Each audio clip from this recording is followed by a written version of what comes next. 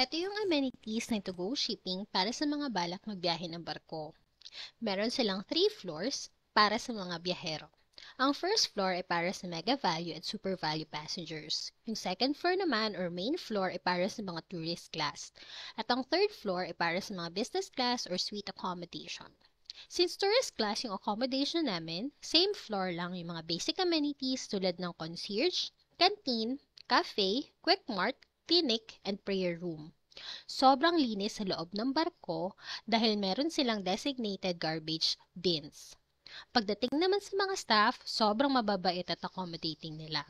Pag-akyat mo sa taas, doon mo makikita ang salon at maliit na souvenir shop ng To Go. In fairness, di ka rin mai-stress kung gusto mong tumambay sa labas ng room mo since marami silang available na mga upuan. Sobrang lamig din sa loob ng barko. Meron din silang stall ng Goldilocks, milk tea and coffee shop sa second floor. Hindi ka mauubusan ng battery ng cellphone mo dahil meron din silang charging station na katabi lang ng concierge. Sa bandang dulo ay yung